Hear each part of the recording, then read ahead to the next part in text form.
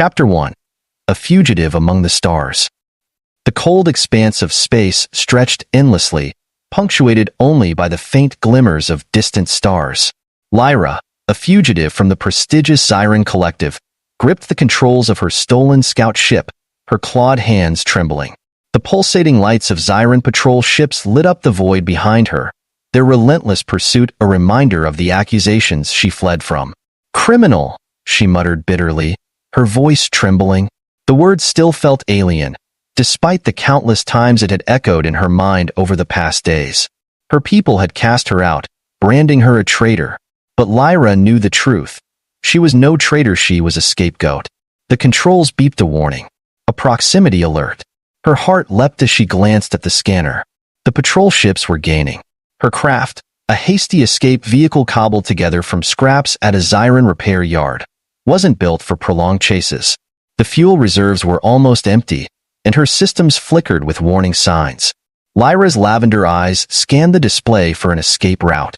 A single habitable planet lay ahead, its profile lighting up with red indicators. The human colony of Novus V. She froze, her blood running cold. Humans. The Siren Collective had painted humans as brutal, unrefined predators, creatures who thrived on violence and destruction. Her people considered them a scourge, barely deserving the title of sentient beings. And now, Novus V, one of their fringe colonies, was her only chance. The patrol ships fired warning shots, streaks of plasma narrowly missing her ship. "No choice," Lyra muttered, angling her craft toward the planet. As her ship entered the planet's atmosphere, the engines screamed in protest. The control panel sparked violently, and the craft shuddered. Lyra barely managed to guide the failing ship toward a dense forest, its towering trees a sea of green stretching toward the horizon. "Hold together," she pleaded with the ship. "Just a little longer." The landing was anything but graceful. The ship smashed through the canopy, tearing branches apart as it spiraled out of control. The crash ended in an ear-splitting screech of metal against rock. When it finally stopped, silence fell, broken only by the sound of sizzling circuits. Lyra groaned, her vision swimming. Pain lanced through her body as she unbuckled herself from the seat. Blood dripped from a gash on her arm, and her head throbbed. But she was alive. For now. The forest of fear. Staggering out of the wreckage, Lyra surveyed her surroundings. The forest was dense and humid, the air thick with the scent of earth and vegetation. Her pointed ears twitched at the unfamiliar sounds of alien wildlife. Every instinct screamed at her to run, but her injuries made that impossible. She stumbled to a tree and leaned against it, clutching her bleeding arm. Her sharp claws tore a strip from her flight suit to fashion a crude bandage. Her breathing slowed as she scanned the area, her eyes flicking toward the sky. The Siren patrol ships would have tracked her descent, but even they wouldn't dare venture into human territory without a clear plan. That bought her time. But how much? A rustling sound snapped her out of her thoughts. Her body tensed, every muscle coiled like a spring. She crouched low, her heart pounding. The sound came from the bushes nearby. Something or someone was approaching. She reached for her utility belt, her claws brushing against the hilt of her plasma dagger. She gripped it tightly, her eyes narrowing as the bushes parted. What stepped out wasn't the predator she feared, but a human. He was tall and broad-shouldered, his dark hair slightly disheveled and his face shadowed by stubble. He wore a weathered jacket and boots caked with mud, his piercing green eyes scanning the wreckage before landing on her. For a moment, neither of them moved. Lyra's mind raced, every Siren tale about humans flooding her thoughts. They were hunters, the stories said, taking pleasure in the pain of others. She tightened her grip on the dagger, her body trembling. But the human didn't attack. Instead, he raised his hands slowly, palms out. "I'm not here to hurt you," he said, his voice calm and steady. Lyra didn't relax. She bared her fangs, hissing. "Stay back." The human tilted his head, studying her. "You're injured. Let me help." Lyra's eyes darted to his hands, searching for weapons. He had none, at least, none visible. But she didn't trust him. "I don't need your help." "You're bleeding," he said, his gaze flicking to her makeshift bandage. "That's going to get infected." Lyra hesitated. He didn't sound threatening. His tone was almost concerned. But that didn't mean he wasn't dangerous. "What are you doing here, human?" she demanded, her voice sharp. "This is my crash site." The human raised an eyebrow. "Your crash site is in the middle of my hunting grounds." An uneasy alliance. Lyra's vision blurred, the blood loss taking its toll. She staggered, and the human stepped closer, his movements slow and deliberate. "Hey, take it easy," he said, his voice soft. "You're going to pass out if you don't get that wound treated." Lyra tried to respond, but the world tilted and darkness closed in. When she awoke, she was in a small cabin. The walls were made of rough-hewn wood, and a fire crackled in the hearth, casting flickering shadows. Her arm was bandaged properly, and the pain in her head had dulled. She sat up quickly, her eyes darting around the room. The human was there, seated at a table, his back to her. He turned when he heard her stir. "You're awake," he said simply. Lyra tensed, her claws flexing. "What did you do to me?" The human held up his hands again, a gesture she was beginning to recognize as non-threatening. "Relax. I just cleaned your wound and gave you some water. You were in bad shape." Lyra narrowed her eyes. "Why?" The human shrugged. Seemed like the right thing to do.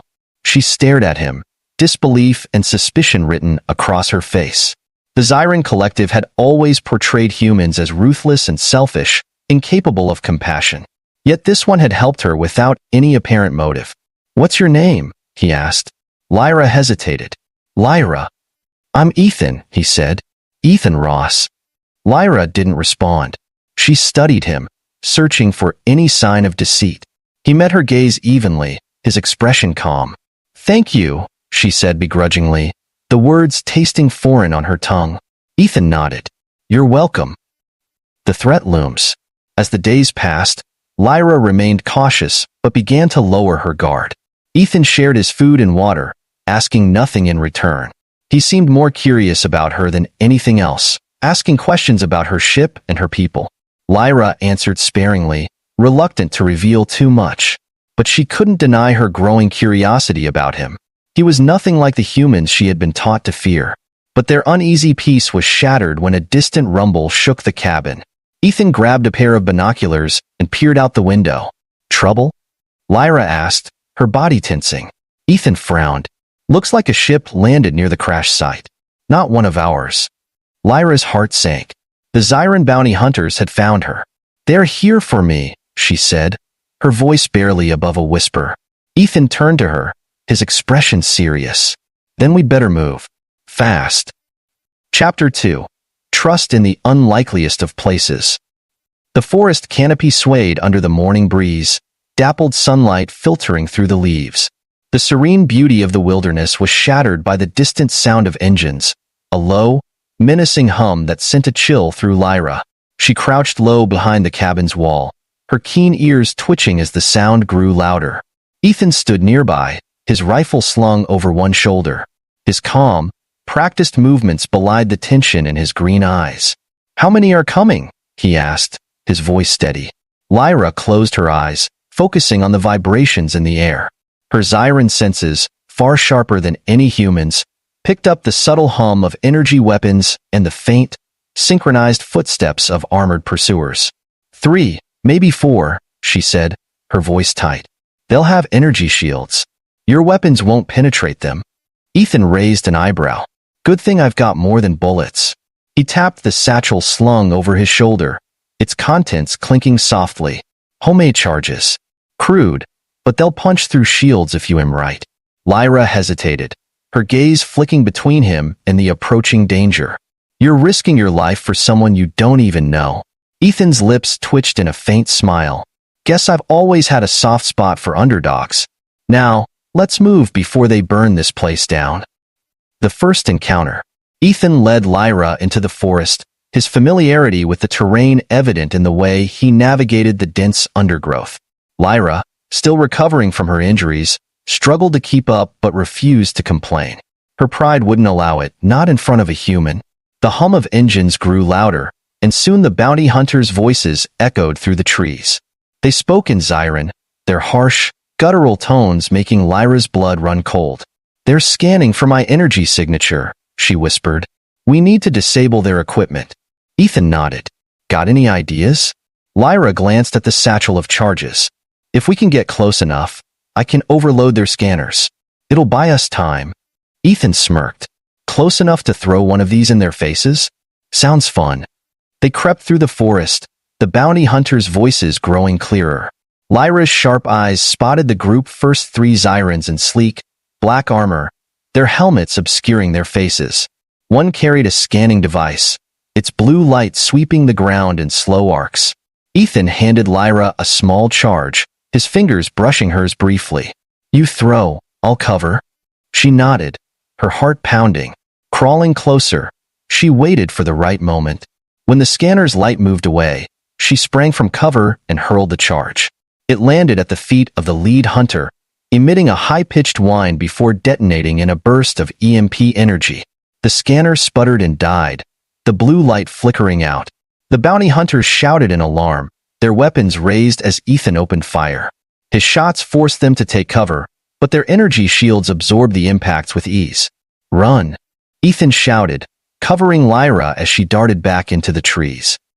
A fragile alliance. They didn't stop running until the sound of pursuit faded. Lyra collapsed against a tree, her chest heaving. Ethan crouched beside her, scanning their surroundings. You okay? He asked. Lyra nodded, though her body trembled with exhaustion. They'll regroup. We bought time. Nothing more. Ethan leaned back, wiping sweat from his brow. So, what's their deal? Why are they hunting you? Lyra hesitated. Sharing the truth felt dangerous, but Ethan had already risked his life for her. He deserved some explanation. I was framed, she said finally, accused of betraying the Xyran Collective. Someone wanted me out of the way. Ethan studied her, his expression unreadable. And you ended up here, hiding from humans you were taught to fear. Lyra's gaze dropped. Yes. Well, Ethan said, his tone light, you're not wrong about some humans being dangerous, but not all of us bite. Lyra looked up, surprised by his humor. Why are you helping me? You could have left me back there. Ethan shrugged. Spent a lot of time in war zones. Saw enough people left behind to know I never want to be that kind of person. Besides, he added with a smirk, you're not half as scary as the Xyran propaganda makes you out to be. Lyra blinked, unsure whether to feel insulted or amused. You're an odd human. Thanks. I try. A dangerous path. As they moved deeper into the forest, the terrain grew more treacherous. Steep cliffs and rushing rivers slowed their progress, and Lyra's injuries made every step a struggle. Ethan noticed her limping and stopped. Let me take a look at that leg, he said, kneeling. Lyra tensed as he unwrapped the makeshift bandage. The gash was deep, but his earlier treatment had prevented infection. His touch was gentle, almost careful, as he cleaned the wound and reapplied fresh bandages. You're surprisingly good at this, she said, her voice soft.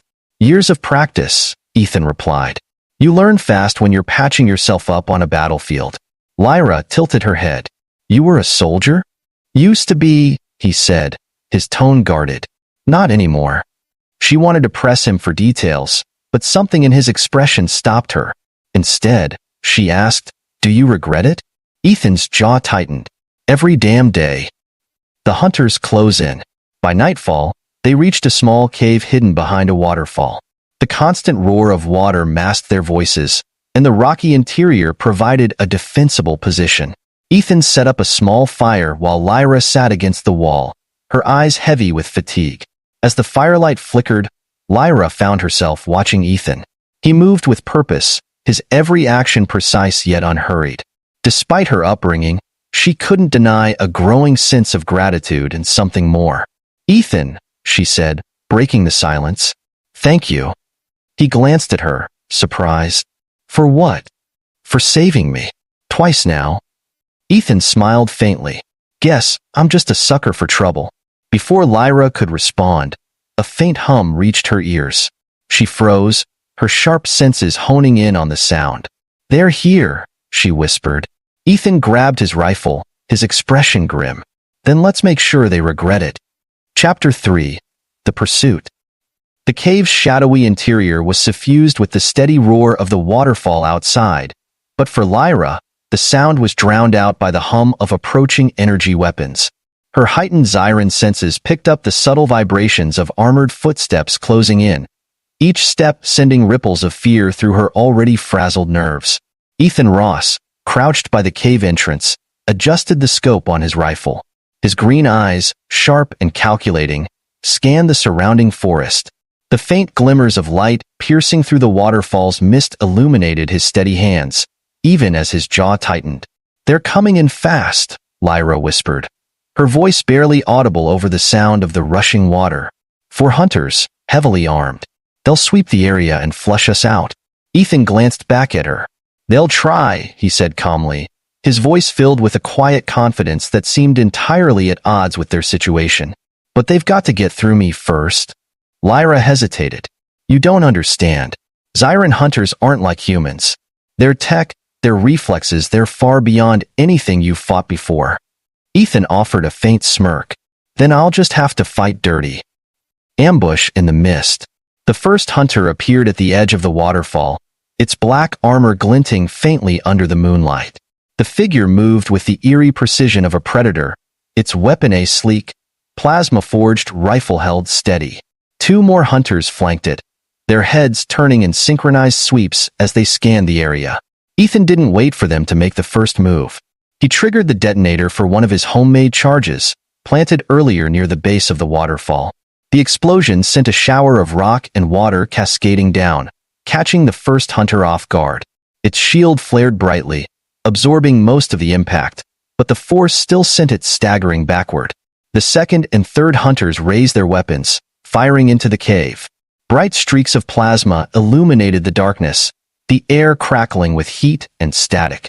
Ethan rolled to the side, his rifle snapping up as he returned fire. The shots hit their marks precisely, aimed at the weak points in the hunter's armor. Lyra watched, her claws flexing nervously. She wanted to help, but her injuries left her at a disadvantage. Still, she couldn't sit idly by while Ethan risked his life. "Cover me," she shouted, darting toward the opposite side of the cave. Ethan didn't hesitate. He fired a volley of suppressing shots, forcing the hunters to take cover. Lyra reached the far side of the cave, her sharp eyes spotting a cluster of exposed rock above the hunter's position. Summoning her strength, she raised a hand and focused. A pulse of Zyran energy rippled through the air, dislodging the rocks. They tumbled down in a landslide, crushing the second hunter beneath the debris. Ethan shot her a quick grin. Not bad for someone who didn't want help. A close call. The remaining hunters regrouped, their movements coordinated and efficient. One of them unleashed a drone and orb-like device that hovered in the air, scanning for targets. It emitted a sharp, mechanical chirp as it locked onto Lyra's position. "Drone!"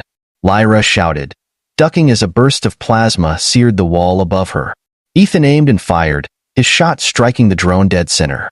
It exploded in a shower of sparks, but the distraction allowed the third hunter to advance. The armored figure raised its weapon, targeting Ethan. Lyra reacted instinctively. Ignoring the pain in her leg, she launched herself forward, slamming into the hunter with surprising force. The impact sent them both sprawling, the hunter's rifle clattering to the ground.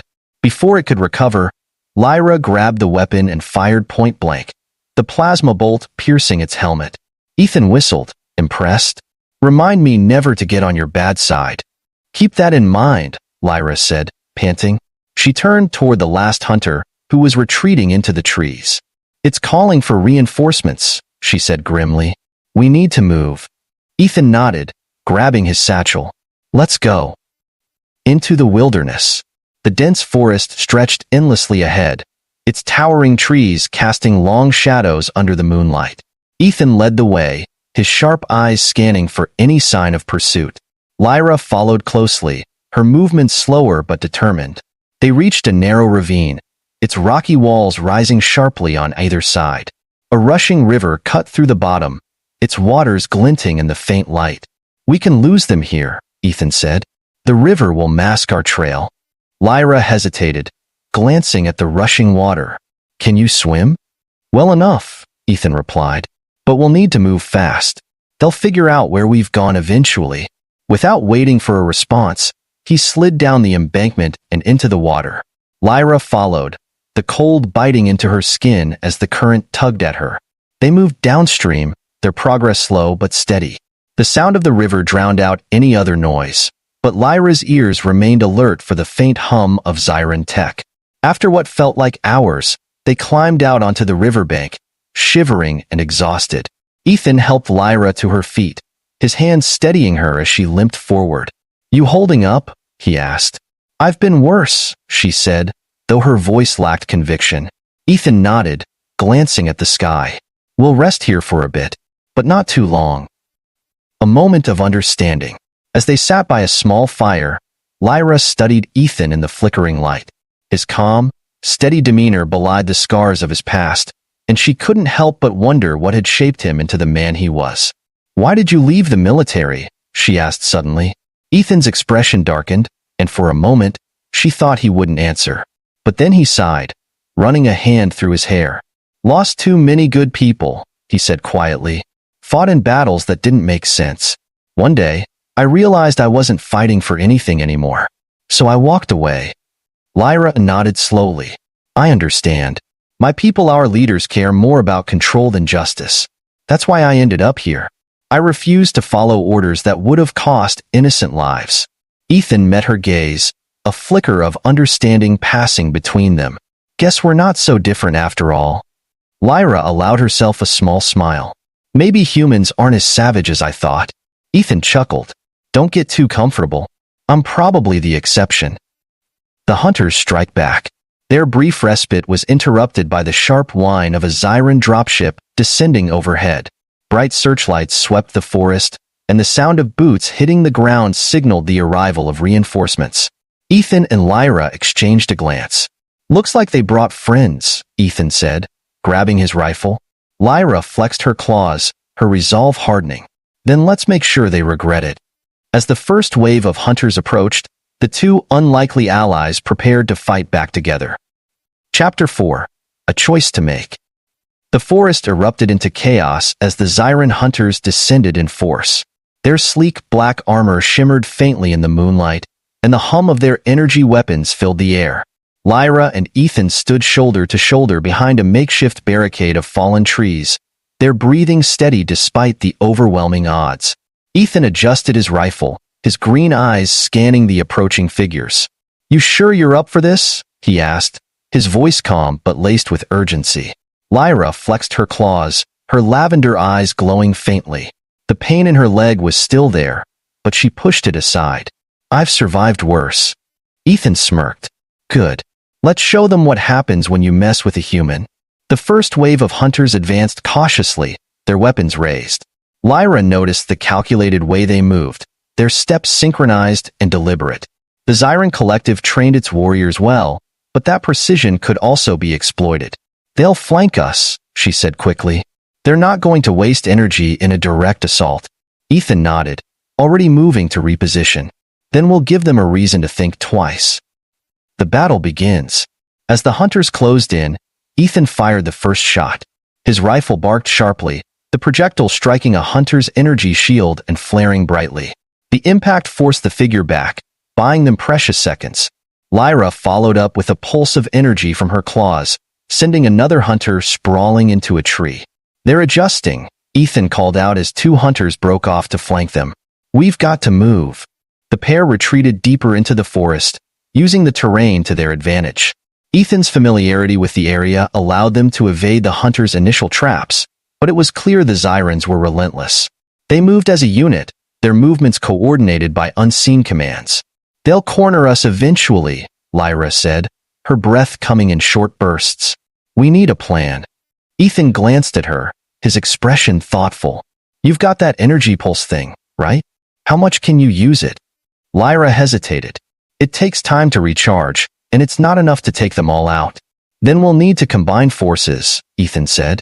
He pulled a small device from his satchel, a crude but powerful EMP charge. "If we can lure them into a choke point, this will knock out their shields. You just need to finish the job." Lyra nodded, her resolve hardening. "Let's do it." The choke point. Ethan led them to a narrow ravine, its rocky walls rising steeply on either side. The sound of rushing water echoed below, masking their movements. He planted the EMP charge at the base of the ravine, its blinking light a beacon for the approaching hunters. "They'll see it," Lyra said, crouching behind a boulder. "They'll see what we want them to see," Ethan replied. He fired a shot into the air, deliberately giving away their position. The hunters took the bait. 3 of them descended into the ravine, their weapons scanning the area. The 4th remained above, providing overwatch. Ethan whispered to Lyra, "Take the one above. I'll handle the rest." Lyra nodded, her sharp claws glowing faintly as she climbed the ravine wall. The hunter above didn't see her coming until it was too late. With a swift strike, she disabled its weapon and sent it tumbling into the ravine. Ethan triggered the EMP charge. The device emitted a high-pitched whine before releasing a pulse of energy that sent the hunter's shields flickering and dying. Without hesitation, Lyra leapt into the fray, her claws slicing through the now exposed armor of the first hunter. Ethan covered her, his rifle taking out the second. The third hunter, however, proved more resilient. It activated a secondary weapon, a blade of crackling energy, and charged at Lyra. She barely dodged the first swing, the blade grazing her arm and leaving a searing burn. Ethan tried to draw its attention, but the hunter was relentless, its strikes forcing Lyra back. In a desperate move, Lyra summoned all her remaining strength and unleashed a powerful pulse of energy. The blast knocked the hunter off balance, giving Ethan the opening he needed to deliver a precise shot to its exposed neck. The hunter crumpled to the ground, lifeless. The final confrontation. As the dust settled, Lyra leaned against a tree, her body trembling with exhaustion. Ethan approached her, his expression a mix of relief and concern. "You all right?" he asked, kneeling beside her. "I'll live," she said, managing a faint smile. "But this isn't over. More will come." Ethan nodded grimly. "Then we keep moving. But first—" He hesitated, his gaze meeting hers. "You need to decide what you're going to do, Lyra. You can't keep running forever." Lyra looked away, her thoughts swirling. He was right. The Zyran Collective would never stop hunting her as long as she remained a threat to their control. But the idea of trusting a human, of trusting Ethan, still felt dangerous. "Why are you helping me?" she asked finally, her voice quiet. "You could have left me back there, let them take me." Ethan shrugged. "Because it was the right thing to do. Doesn't matter what species you are, nobody deserves to be hunted down like that." Lyra studied him, her lavender eyes searching for any hint of deception. She found none. "I don't know what's next," she admitted. "But if I'm going to fight back, I can't do it alone." Ethan offered her a hand. "Then let's figure it out together." A new beginning. By dawn, the forest was silent again. The Zyran hunters had been defeated, and for the first time in weeks, Lyra felt a glimmer of hope. She and Ethan stood at the edge of the ravine, the rising sun casting long shadows across the landscape. "I'll take you to a safe place," Ethan said. "There's a colony nearby, humans who don't ask too many questions. We can regroup there, figure out our next move." Lyra nodded, her trust in him growing despite herself. "Thank you, Ethan, for everything." He smiled. "Don't mention it. Just promise me one thing." "What?" "Next time you meet a human, don't assume the worst." Lyra chuckled softly. "I think you've already changed my mind about that." As they set off together, Lyra couldn't help but feel that her life had taken an unexpected turn. She still had a long way to go, but for the first time, she didn't feel so alone. And as for Ethan, he found himself wondering if this strange, fearless alien woman had saved him just as much as he had saved her.